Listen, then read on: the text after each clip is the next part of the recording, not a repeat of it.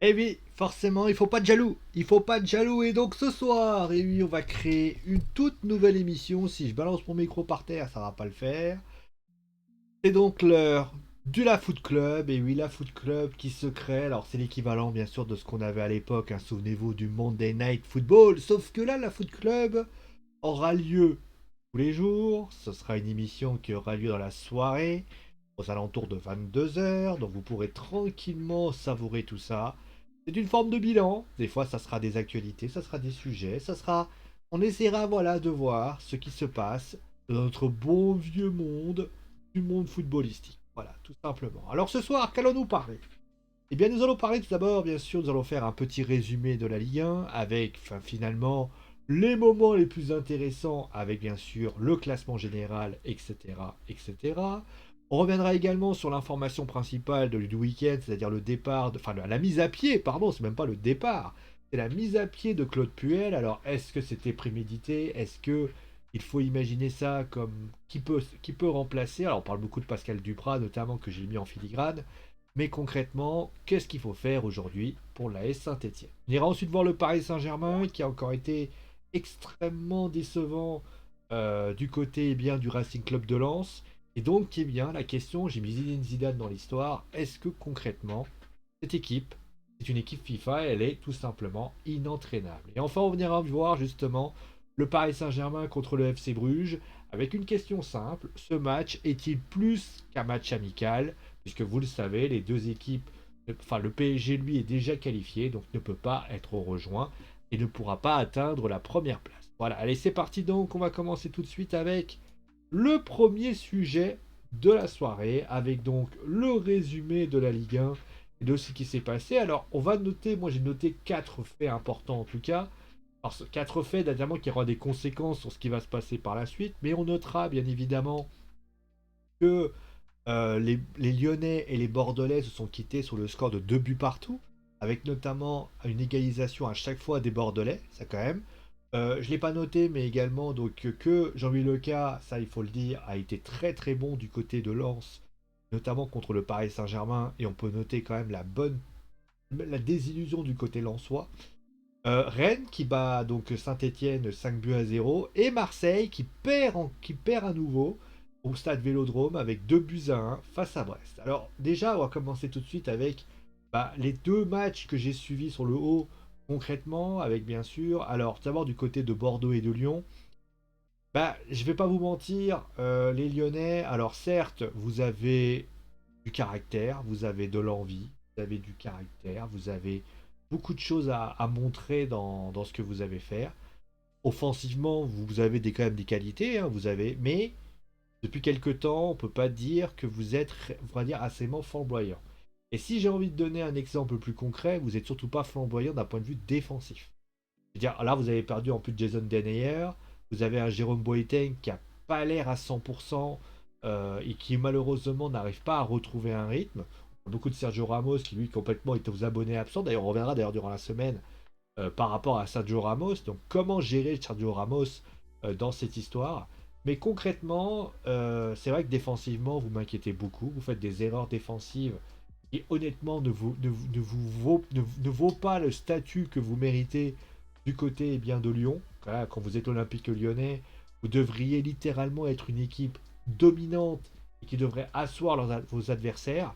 Et au lieu de ça, vous êtes plutôt carrément l'inverse. Et c'est vraiment dommage et j'ai envie de vous dire que c'est pas ça du tout. Du côté de Lens et du Paris Saint-Germain, c'est malheureusement, j'ai envie de dire, une désillusion du côté parisien. Mais d'un côté, les Parisiens s'en sortent extrêmement bien. Voilà, encore une fois, avec un partout, avec un but de Wijnaldum. Concrètement, Lens méritait de gagner. Voilà, je le dis clairement, Lens méritait de gagner. Alors certes, Paris s'est créé plus d'occasions, mais à un moment donné, il fallait peut-être commencer à se réveiller. On se demande toujours comment ce PSG joue. Là, on verra d'ailleurs sur le débat justement lors de la troisième partie. Mais concrètement, moi, je suis vraiment pas du tout ravi du jeu proposé par le PSG, qui pour moi est pas bon du tout et indescriptible. Et je vous invite bien sûr à suivre la troisième partie, qui est bien sûr le débat. Est-ce que cette équipe est une équipe FIFA et donc inentraînable? Voilà. On notera bien sûr alors la défaite de l'Olympique de Marseille face au Stade Brestois quand même, le Stade Brestois qui est bien, 10e du championnat, ça commence à bien se passer, les Brestois qui n'étaient pas très bien en début de saison et qui petit à petit sont en train de remonter progressivement et on voit que le travail de Michel Dezacarian commence à travailler, à passer, c'est quand même bien. Après du côté de Marseille, on voit que malheureusement la méthode Roger Sampaoli a peut-être ses failles là.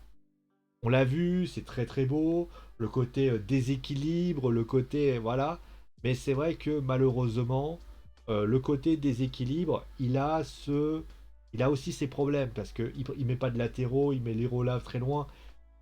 Il va falloir qu'on voit un peu tout ça, mais c'est vrai que certes, il y a ce match où ils ont gagné, je crois d'ailleurs face à 3 si je me souviens bien. Mais bon, voilà, face à 3 si je me souviens bien. Je crois que je me rappelle, hein, je crois que c'est 3. Mais sinon, dans cette situation-là, c'est vrai que ça a été une déception par rapport à ça, voilà. Mais je pense que Marseille doit faire mieux et je pense qu'ils sont capables de bien faire mieux. Et donc Rennes qui bat Saint-Etienne 5-0. On verra d'ailleurs sur Saint-Etienne. Bon, Rennes qui est plutôt bien d'ailleurs. On notera voilà, des bonnes. Voilà, Rennes qui part dans une bonne série quand même, hein, 4 victoires sur 5 matchs. C'est quand même bien. Bravo aux Rennais sur leurs prestations qui sont toujours très très bonnes. Et donc, concrètement, voilà. Alors, au niveau du résultat, on va quand même avancer, bien sûr. Alors, on notera, bien sûr, la victoire de Lille face à 3, 2 buts à 1. J'ai dit Monaco qui bat Metz 4-0. Ça y est, en tout cas, à côté, quand même, pour information, que il y a des équipes qui commencent petit à petit à marquer le pas. Justement, je vais vous donner le classement. On note, par exemple, que du côté de Marseille, les victoires, alors certes, ils ont un match en moins, donc on va être un petit peu indulgent. Mais on voit que Nice, la spirale commence à devenir de plus en plus négative. Que Lens a fait quand même 4 matchs sans défaite. Et puis il y a des équipes voilà, qui commencent à revenir progressivement. Monaco qui a aligné quand même 2 victoires avec 5 matchs sans défaite. Euh, Brest, certes, a fait 5 victoires, mais il y a aussi Lille. Lille qui a quand même fait 5 matchs sans défaite. C'est bien, avec 2 victoires consécutives, faut quand même le dire. Et puis, bah, il y a des équipes qui progressivement aussi dans une spirale négative. Je pense à Clermont qui est encore perdu face à Montpellier. Clermont qui est malheureux. Alors, maintenant, on va dire 18e du championnat. Bon, ça devient compliqué hein, pour les Clermontois. Angers qui a battu Reims 2 buts à 1. Alors, Angers qui se réveille, voilà. Avec Reims, voilà, voilà qui est un petit peu cassé, mais qui est dans une bonne petite spirale également. Là, par contre, Nice qui a perdu contre Strasbourg 3-0, ça je l'ai dit, hein, Nice qui est dans le creux de la vague en ce moment et qui est un peu en difficulté. Et puis Nantes qui a battu Lorient 1 but à 0, pour ainsi dire. Le classement, bah, le Paris Saint-Germain est champion d'automne, hein, clairement. Rennes, Rennes deuxième avec 31 points. Marseille avec un match en moins, bien évidemment, avec troisième. Nice est quatrième avec 27 points. Lens est quatrième. Et surtout, bah, si on va regarder, Monaco est remonté voilà, à 7 place. On notera que Lille et Lyon. Bah, alors, Lyon a un match en retard aussi. Mais on voit quand même que Lille a repris la place et petit à petit glane. Et Lyon bah, dégringole de plus en plus. Donc, il va falloir se réveiller un peu plus, les Lyonnais. Puis bah, Bordeaux a réussi avec ce point à récupérer la 17e place. Et puis bah, les derniers, la Clermont, Metz et Saint-Étienne, qui sont dans une situation assez compliquée pour ainsi dire. Bon, après la question, forcément, bah, on va revenir là-dessus tout de suite, bien sûr, c'est le départ de Claude Puel. Alors la mise à pied de Claude Puel, puisqu'il n'est pas parti de son propre chef, vous doutez bien, il est parti parce qu'il a été mis à pied. Alors avant de parler des prétendants qui pourraient voilà, le remplacer et qui pourraient peut-être faire mieux ou faire pire, ça on ne sait pas. On va commencer déjà par parler bien sûr du bilan de Claude Puel à la tête de l'AS Saint-Etienne. Alors un bilan qui n'est pas bon du tout, hein, on va le dire, puisqu'il est tourné à un point. C'est relativement ridicule. Je crois qu'il était à 15 victoires, 15 matchs nuls et 25 défaites ou 30 défaites, je crois, un truc comme ça. C'est pas suffisant. Voilà, ça, c'est pas suffisant pour un club qui peut essayer de se maintenir. On sait que Claude Puel, l'année dernière déjà, a avait déjà cette épée de Damoclès sur la tête.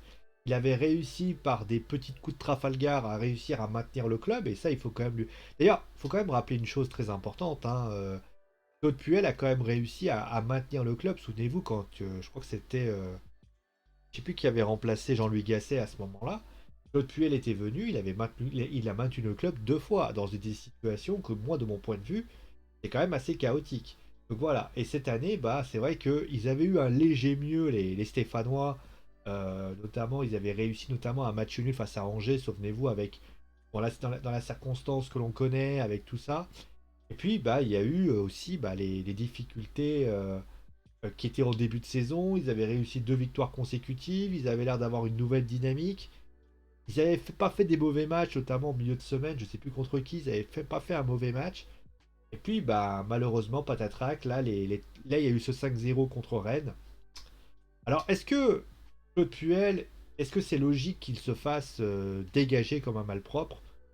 Donc, clairement en mise à pied, parce que clairement, moi, j'estime que si tu veux virer un entraîneur, tu le dégages. Tu fais pas des mises à pied à la noix en mode, voilà, etc. Non, non. Quand tu dis, voilà, il est plus entraîneur de l'AS Saint-Etienne, et tu fais pas des mises à pied à la noix en mode, voilà. Et voilà. Après, on va me dire, les juristes diront sans doute c'est la même chose. Mais bon, après, moi, je connais pas la juridiction. Déjà, la première chose que j'ai envie de dire, c'est que moi, en fait, sur le principe, j'ai pas de problème à l'idée que Claude Puel se fasse évincer, parce que je pense que ça lui pendait au nez depuis pas mal de temps. Moi, d'ailleurs, j'ai même été étonné de voir que Claude Puel était encore là après les défaites qu'il prenait. À un moment donné, je me suis même dit, est-ce qu'ils n'ont pas un problème? On sait que il y avait notamment une problématique qui était présente, c'est que Claude Puel avait un contrat d'entraîneur, et que ce contrat d'entraîneur est un contrat qui est un contrat concrètement qui était très très épais. Et en fait, il avait une indemnité de départ qui était assez forte, donc ils se sont dit on va attendre un peu, donc on est au mois de décembre, ils se sont dit bon voilà, on peut le dégager. Il fallait trouver un prétexte, et là le 5-0, les Rennais l'ont donné avec un 5-0 bien placé. Mais moi ce que j'ai envie de dire, c'est que est-ce qu'il fallait pas se réveiller avant? Parce que là, concrètement, tu t'es réveillé 2, 3 mois en retard et tu t'es étonné de tout ça. Pour moi, Claude Puel aurait déjà pu être là alors, à la trêve, enfin, lors de l'intersaison.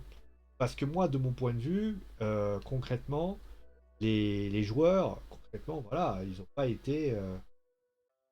Sont arrivés, il y avait avec notamment un entraîneur qui, encore une fois, n'a pas les manques. D'ailleurs, on l'a vu le début de saison de Saint-Etienne, hein, où Saint-Etienne a été catastrophique parce que bah, on a un entraîneur qui a lancé le même message, mais quand tu as un effectif, et en demeurant d'ailleurs, on va le dire aussi, hein, un effectif extrêmement faible, parce qu'à part Etienne Green, qui est pas mauvais, il y a Roby Kazri, âgé, Riyad Boudbouz. Ouais, bah alors Riyad Boudbouz, s'il était si fort que ça, il serait pas à Saint-Etienne. Donc il faut arrêter les faux semblants. La vérité, c'est que bah, c'est une équipe aussi. Après, les jeunes aussi, on prend par exemple, je pense que c'est Fofana, je crois, un truc comme ça. Je pense il y a aussi de la part de Saint-Etienne un problème de niveau. Je veux dire, c'est pas faire injure de dire qu'il y a des joueurs qui sont en difficulté. Jack, excusez-moi, mais s'il avait été un grand, voilà, ça manque de qualité. Et on rappelle notamment que pourquoi Saint-Etienne réussissait parfois des coups et réussissait aussi à aller de l'avant, c'est aussi parce qu'il y avait plusieurs dynamiques. Certes, il y avait bien sûr le départ de Christophe Galtier qui a fait mal à l'AS Saint-Etienne, mais il y avait aussi, par exemple, un truc tout à fait bête, mais il y avait aussi une politique de recrutement qui était logique, notamment de fait de dire on prend des joueurs, pas forcément des grands joueurs, mais on prend des joueurs, on va dire, corrects Ligue 1, du style Rémi Cabella, il y avait bah, Pierre-Emerick Aubameyang par exemple, hein, avant qu'il devienne le Pierre-Emerick Aubameyang qu'on connaît. Ils ont pris quand même des joueurs qui... Il y avait Cabella, il y avait Johan Cabaye, je crois. Pas Johan Cabaye, ils avaient pris plein de joueurs. Et le truc, c'est que j'ai l'impression d'ailleurs que Nice s'est appuyé sur ça plus tard. Parce que Nice, ils ont pris Morgan Schneiderlin, ils ont pris. Et concrètement, bah, Saint-Etienne, ils ont des problèmes d'argent, de toute façon, on le sait. Et ça conjugue bien évidemment au deuxième problème, c'est-à-dire qu'on a malheureusement un actionnaire, enfin un double actionnaire d'ailleurs, le tandem Cayazo-Romeyer, dont on sait que il souhaite vendre le club, hein, on le sait, il y a plusieurs d'ailleurs prétendants. La semaine dernière, j'avais parlé d'un dirigeant russe, alors j'ai plus le nom en tête du nom russe, qui voulait reprendre l'AS Saint-Étienne, concrètement. Il y avait également c'était le prince du Cambodge, etc. Voulait le récupérer, finalement ça s'est pas fait. Il y avait également un Français, alors j'ai plus le nom en tête du Français qui le voulait aussi, mais il n'y a rien de concret aussi. Et le problème aussi, c'est que ils sont tellement. En fait, ils sont dans un syndrome bordelais, en fait. Alors, je vous explique pourquoi je dis ça, parce que vous avez pas. Certains vont me dire, putain, ils vont finir comme Bordeaux. Je leur souhaite pas, parce qu'on a vu dans quel état Bordeaux a fini avec notamment King Street. J'espère qu'ils finiront pas comme Bordeaux, parce que l'AS Saint-Etienne, ça fait partie aussi des grandes plateformes, pardon, du football français, et donc c'est quelque chose d'important. Mais, qu'on soit clair là-dessus, l'AS Saint-Etienne, la SSE, ils peuvent pas continuer comme ça. Alors, soit à un moment donné, Romeyer et Cagliazzo se remettent autour d'une table et travaillent, parce que c'est pas Claude Puel le problème. Claude Puel, il fait avec ce qu'il a. Vous voyez ce que je veux dire? C'est un peu le même débat qu'on va avoir, notamment sur Mauricio Pochettino, mais lui, ça va être plus un autre dilemme. C'est que je pense que Claude Puel, il a l'effectif qu'il a. Si je vous donne l'effectif, on va aller voir l'effectif si vous voulez. Hein. Clairement, vous ne me croyez pas. Hein, vous ne me croyez pas. Hein, vous ne me croyez pas. Hein. Si je tape ASSE, voilà, Association sportive de Saint-Etienne. Si je vais sur l'ASSE, l'AS Saint-Etienne, on va prendre, je sais pas, que je peux prendre, ouais, par exemple lui, j'ai l'effectif actuel. Voilà.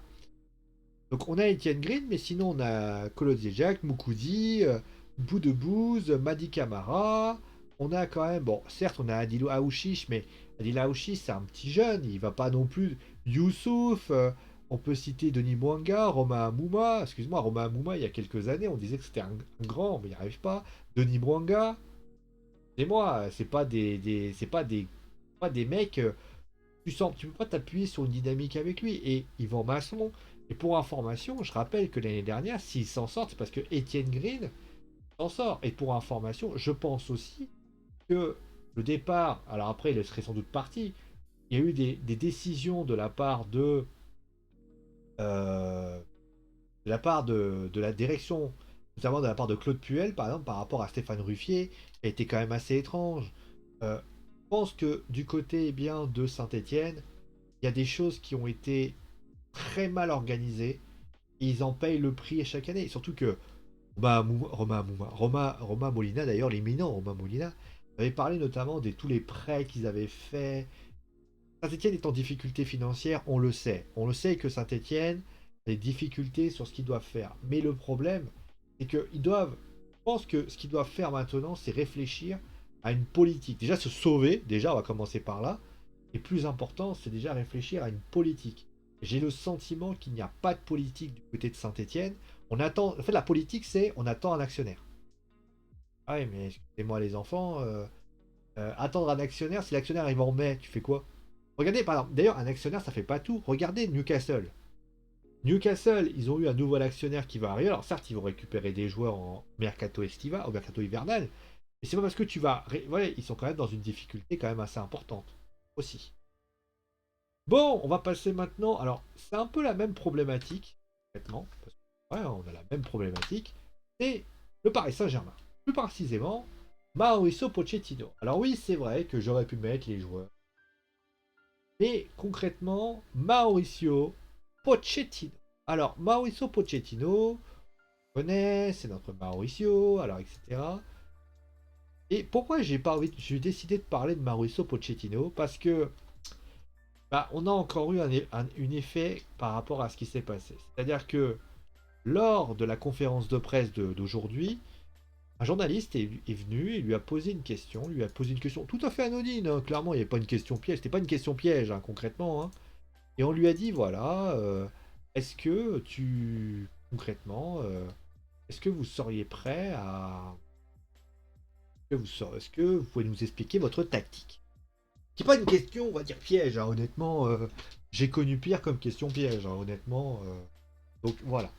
Et le truc, c'est que, bah, il s'est énervé, il a dit, voilà, c'est un extraterrestre, enfin, il est parti dans des délires encore une fois, voilà. Et moi, dans ma tête, je me suis dit, pourquoi il s'énerve? Pourquoi il s'énerve? Pourquoi il est frustré comme ça? Dans ma tête, je me suis dit, mais pourquoi il est si frustré? Pourquoi il s'est énervé comme ça? Alors, ça démontre un agacement, concrètement. Ça démontre un agacement qui est réel parce que forcément, il est agacé par la situation actuelle. Mais ça démontre peut-être on va dire comment on peut appeler ça? Merde, j'ai oublié le nom. Une incapacité, voilà, une incapacité à pouvoir vous s'occuper du PSG. Et ça revient justement peut-être aussi à une incapacité peut-être de dire ce PSG là est peut-être une équipe FIFA. Alors je sais que cette équipe, les gens quand je dis ça, ils disent mais en fait c'est souvent un terme péjoratif. C'est vrai. En fait quand on dit souvent ton équipe c'est une équipe, enfin j'expliquais quand vous allez sur FIFA Ultimate Team ou vous allez jouer sur FIFA, vous allez sur Football Manager d'ailleurs même si Football Manager est un plus un côté, je vois d'ailleurs sur Football Manager. Le truc c'est que quand on dit que c'est une équipe FIFA, ça veut dire en clair que cette équipe, pour FIFA tu la ferais gagner. Pourquoi? Parce que l'équipe tu la contrôles. Sauf que dans le cas de la réalité, c'est qu'une équipe. Mais en fait, quand tu les vois jouer ensemble, dans la réalité, ça serait impossible. Prends le cas par exemple de Football Manager. Football Manager, j'ai joué 2 saisons l'année dernière du PSG. J'ai fait venir, par exemple, j'ai fait venir Dybala. Dybala, j'ai fait venir. Là, par exemple, la troisième saison, j'ai fait venir Cristiano Ronaldo. J'ai fait venir. Si je me souviens bien, j'ai fait venir Cristiano Ronaldo. J'ai fait venir Paolo Dybala. J'ai fait garder Kylian Mbappé. Alors ça, j'ai viré Neymar et Di Maria, mais j'ai viré tout ça. En 3 saisons, j'ai remporté 2 fois la Ligue des Champions et j'ai fait finale de Ligue des Champions. Je suis en train de vous expliquer et en fait le truc c'est que des fois je mettais Neymar Mbappé sur le banc, des fois je les sortais, je mettais Neymar Mbappé sur le banc, des fois je les faisais remplacer, des fois je faisais ci, des fois je faisais ça. Je faisais d'ailleurs un système, c'est que je faisais 2 équipes. Je faisais une équipe A qui faisait les matchs de la milieu de semaine, principalement la Ligue des Champions. Et tu avais les matchs du week-end qui étaient faits par une équipe B, qui était sans doute l'équipe la moins, c'est-à-dire l'équipe moins forte que l'équipe A. Et j'avais, à part Ander Herrera qui s'énervait tout le temps, j'avais aucun problème dans l'effectif. Ça, dans la réalité, c'est impensable. Vous imaginez Kylian Mbappé dire, à un moment donné, dire, bah moi, vous savez quoi, je vais jouer que les matchs de la semaine. C'est c'est inenvisageable. Et c'est pour ça qu'on appelle ça une équipe FIFA. Alors j'appelle ça l'équipe FM aussi, FM Football Manager. Donc voilà. Et donc, la question qu'il faut se poser aussi, bah donc forcément pour étayer ça, c'est est-ce que, concrètement, est-ce que dans cette situation-là, un autre entraîneur pourrait faire mieux? Beaucoup de Zinedine Zidane, on a parlé de Pep Guardiola, on a parlé de tout ça. Moi aujourd'hui, il y a plusieurs choses que je constate. La première constatation, c'est que est-ce que Mauricio Pochettino aujourd'hui est l'homme de la situation pour entraîner ce Paris Saint-Germain et être en mesure de le faire évoluer, de le faire progresser? La réponse est non. La réponse est non pour une raison. C'est que Mauricio Pochettino aujourd'hui n'a pas le caractère pour réussir à amener ses joueurs là où il veut les emmener. Je vais la faire plus simplement, vous allez comprendre. Quand il était à Tottenham, en fait, c'était le discours qu'il a amené, permettait de faire ça. De plus, il y a la deuxième chose qu'il faut que vous compreniez, c'est qu'à Tottenham, on lui a laissé bosser le temps qu'il fallait. On lui a fait travailler pour l'emmener à un pic. Mauricio Pochettino n'a pas le temps au PSG. Et ça, il en est parfaitement conscient. Maintenant, la question qu'il faut se poser, c'est est-ce qu'on l'aide? Est-ce qu'on le met dans les meilleures conditions? La réponse est aussi non. Pourquoi je parle d'équipe FIFA? Parce que sur le papier, si vous regardez l'équipe du PSG, on peut limite dire, mais putain, mais cette équipe-là, c'est une équipe de rêve. Tu as les 3 meilleurs joueurs de la planète, l'un des les trois, on va dire les trois d'une hypopée de nombre de grands joueurs présents dans le monde, avec les Erling Haaland, avec les Cristiano Ronaldo et ainsi de suite, et j'en passe, et des meilleurs. On a quand même le Ballon d'Or 2021. Alors oui, bien sûr, je suis d'accord avec vous, il ne le mérite pas, mais il ne me reste pas moins qu'il l'a. On a un futur crack qui pour moi va remporter des Ballons d'Or à foison, Kylian Mbappé, et un joueur qui, même si on peut le critiquer, est quand même un joueur, un artiste, quand même, de faire des choses. Neymar. On a quand même un milieu de terrain, excusez-moi, qui fait rêver pas mal de équipes, avec Verratti, Paredes, Wijnaldum, et ainsi de suite, et ainsi de suite. Et on a, tout simplement, des défenses comme Marquinhos, excusez-moi, Hakimi, dont on a dit, excusez-moi, le meilleur latéral droit au monde, c'est pas moi qui l'ai inventé, et Donnarumma, champion d'Europe, d'ailleurs meilleur gardien italien, meilleur gardien ballon d'or italien, d'ailleurs ballon d'or gardien, je veux dire. Donc l'équipe en elle-même, elle est plaisante. On va dire, normalement, Pochettino, il devrait regarder et dire, bon, allez, sauf que lui, bien sûr, a sa part de responsabilité. C'est-à-dire qu'il n'arrive pas peut-être à imposer son style à cette équipe. Mais la question qu'il faut se poser, c'est est-ce que quelqu'un, un entraîneur, est-ce que il est aidé pour pouvoir imposer son style? La réponse est non. Quand vous regardez le jeu proposé par le PSG, vous voyez le jeu de Pochettino là-dedans? Un jeu basé sur le pressing, basé sur... Quand vous regardez... Non. En fait, ils sont en train, petit à petit, de dire... Déjà, première chose, quand vous êtes sur FIFA, qu'est-ce que vous faites? Il y a un joueur qui est devant, vous prenez votre attaquant, vous allez faire la touche de pressing. Pas l'entraîneur qui va vous le dire, c'est vous qui touchez la manette, qui appuyez sur la touche de pressing. Sauf que dans FM, dans FM, vous faites quoi? Vous appuyez, vous dites, lui dit toi, tu vas presser, le joueur a une consigne, va presser. Sauf que Pochettino, on est dans la réalité. Pochettino, qu'est-ce qu'il va faire lui? Il va lui dire de presser. S'il n'a pas envie. Pas envie. Alors, là, à ce moment-là, deux événements se passent. Soit on considère, pardon, soit on considère que quelque chose doit avoir, ça doit être lui qui doit taper du poing sur la table, en considérant par par des situations, tout simplement de dire voilà, bah t'as pas envie, tu joues pas. Pep Guardiola par exemple, Zidane, ou par la direction. Et c'est là que vous comprenez là où je veux en venir. C'est-à-dire que cette équipe, elle a été créée. En fait, on va revenir à ce que je disais. L'équipe, on va dire, c'est comme si demain, vous aviez l'émir du Qatar qui avait pris la manette PlayStation ou Xbox One, j'en ai rien à foutre. Et à ce moment-là, il avait pris ses joueurs comme ça. Il a créé son équipe. Sauf qu'il n'a pas réfléchi ne serait-ce qu'une seconde qu'en faisant ça, est-ce que l'équipe allait marcher? Vous voyez ce que je veux dire? C'est bien beau, et c'est ce qu'on parle d'équilibre.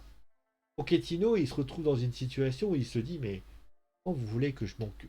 À la limite, on a l'impression qu'il est désabusé. Et je vais même vous dire une chose. Et donc, forcément, cette équipe, est-ce qu'elle est inentraînable? Non. Parce que forcément, il y a toujours un moyen. Sauf que c'est pas un entraîneur. On va dire, on dit ouais, il faut un patron. Un entraîneur à poigne. Oui. Sauf que, encore une fois, ce n'est pas l'entraîneur qui a pris la décision. Je vous garantis d'ailleurs que ce n'est pas Leonardo qui a pris la décision de faire venir Messi. C'est plus haut. C'est le Qatar qui a dit non mais nous on veut Messi, tu as ramené Messi. Donc ça veut dire que concrètement, quand je dis que le PSG est inentraînable, c'est parce que vous n'avez pas un entraîneur qui décide, un directeur sportif. On a l'impression que tout est fait pour qu'il y ait le Qatar, les joueurs. Et entre les deux, bon, des fois il y a des interventions, Nuno Mendes par exemple, mais sinon voilà. Le style de jeu, oh, nous on veut que ça pète. Le Qatar il dit que ça faut que ça pète. Ouais, alors c'est super. Mais avec une manette, jouer, etc. Sauf que, pas comme ça dans la vraie vie. La vraie vie, vous le savez, quand vous jouez avec votre copain dans la rue, vous jouez. Quand vous essayez de faire du jeu et que ça marche pas, à un moment donné, c'est pas 300 dribbles qui va marcher. Donc, à un moment donné, quand vous avez un émir du Qatar qui regarde ça, alors certes, il voit les résultats. Et quand il est comme ça et qu'il voit Neymar faire des dribbles et commencer à frapper, etc., il va dire ah mais moi j'achète ça, c'est super beau. Vous voyez, c'est comme, par un exemple tout à fait concret, c'est comme si vous étiez à Crown Jewel en Arabie Saoudite avec la WWE et que vous avez des enfants qui prennent des photos de Roman Reigns en train de faire un spear à Brock Lesnar. Sauf que quand Roman Reigns fait un spear à Brock Lesnar, c'est utile. Quand Neymar fait 300 dribbles, c'est pas utile. Donc au final, quand le Qatar dit on ne vend pas à perte, pas à perte. Vous voyez ce que je veux dire? C'est pas les décisions sont là. Et je suis même certain que si Pochettino il s'en allait à Manchester United, il s'en sortirait? La réponse est oui. Est-ce que si Zidane venait à Paris, est-ce qu'il pourrait s'en sortir? J'en sais rien. J'en sais rien parce qu'il va arriver. Oui, bonjour monsieur Zidane. Oui, bah, bonjour, vous allez bien. J'espère que vous allez bien. Mais je suis très content. Ouais. Alors, j'explique. Je vais pouvoir m'accocoter mon équipe. Et là, il va te dire. Alors, je suis nul à parler les accents, hein, d'aller vous enculer. Et là, il te regarde, il regarde. Ah non, non, non, attends. Mais nous, on veut. Alors, on veut que Neymar, Mbappé et Messi jouent. On veut que ça joue. Ouais, attends, on fait quand même jouer bien l'équipe quand même. Et là, il va regarder. Soit Zidane va dire hop, hop, hop. Donc, qui décide ou c'est vous? Pardon? Et là, à ce moment-là, comment le Qatar va réagir? FIFA. L'équipe est une équipe FIFA. Voilà, tout simplement. Et justement, cette équipe FIFA, est-ce qu'elle doit mettre les bouchées doubles et peut-être faire passer un message à l'Europe et peut-être à la France? Parce que c'est vrai qu'il ne faut pas se leurrer. Voilà, joie. Voilà, joie du côté du PSG. C'est vrai que le PSG a fait, on a dit, hein, le match indigeste, pour ainsi dire. Et la question que tout le monde se pose, bien évidemment, c'est est-ce que il faut prendre ce match avec du sérieux, avec de l'envie, avec de la générosité, et se dire dans sa tête, bah, finalement, c'est un match sans plus. Alors on sait que l'enjeu ne sera pas important, puisqu'on sait que le PSG est d'ores et déjà qualifié pour le prochain tour de la Ligue des Champions, ne pourront pas récupérer la première place. Et donc la question, Bruges, je crois d'ailleurs, Bruges peut encore avoir l'Europa League, hein, si je ne me trompe pas. Donc la question que tout le monde se pose, est-ce qu'il ne faut pas mettre les bouchées doubles pour essayer peut-être de tester quelque chose? Alors déjà, on va pas se leurrer, ce match-là pourrait permettre à tester des joueurs qui ne jouent pas beaucoup. Déjà. Mais permettre aussi peut-être de faire une, on va dire, aider l'alliance entre Messi et Messi et Mbappé. Ensuite, il va permettre aussi, et ça c'est pas donné à tout le monde, Sergio Ramos est encore blessé d'ailleurs, un point info. Moi, de mon point de vue, je pense que ça va mettre aussi quelque chose d'intéressant, peut-être de tester un dispositif. Pochettino doit trouver un dispositif. Bah, il y a un joueur sans. C'est un match de préparation, ça. L'équipe de Bruges, je sais pas s'ils sont qualifiés. Attends, regardez d'ailleurs si l'équipe de Bruges est déjà. PSG Ligue des Champions. Et j'ai deux buts. Et voilà. Le classement, mon ami. Ah, d'accord. Bruges peut quand même encore se qualifier. Bref. Donc voilà, honnêtement, mettre les choses, etc. Bon, on attendra de voir ça. Alors, je vous garantis pas de faire une foot zone dessus, parce que, quand même parce que c'est un match à 100 enjeux, et peut-être que je devrais faire un tour pour observer, mais c'est vrai qu'il y a quand même un calendrier plus intéressant sur certains points. Je veux dire, on va essayer de voir justement qu'est-ce qu'on pourrait trouver comme match intéressant. On va regarder justement les différents classements, les différentes possibilités. Après, il n'y a pas beaucoup d'équipes qui sont, comme je dis dans le jargon, qui sont pas. On a un bilan assez Liverpool qui peut être intéressant, mais peut-être que c'est là que j'irai voir. D'ailleurs, j'avais dit que j'irai voir dans les sentiers battus, donc pourquoi pas. Pour ainsi dire. Bon, voilà un petit peu ce qu'on avait dans ce foot club. Alors oui, ce foot club était un foot club premier. Je sais que certains vont me dire ouais, mais c'était un peu c'était un peu le bordel, etc. Car merci à vous tous d'avoir suivi l'émission. Portez-vous bien et on se retrouve très vite. D'ailleurs, pour info, pour les catcheurs, quand même, l'émission arrive. Vous inquiétez pas. Dès que j'ai fini de l'enregistrer, je vous l'envoie. De toute façon, vous aurez les deux vidéos rapidos. Ça, je vous en garantis. Et prenez soin de vos Inouviens. Et je précise pour information que oui, ça a pris un peu plus de temps. Et forcément, étant donné que je voulais faire ça bien pour une première, c'est un peu. Allez, ciao les amis.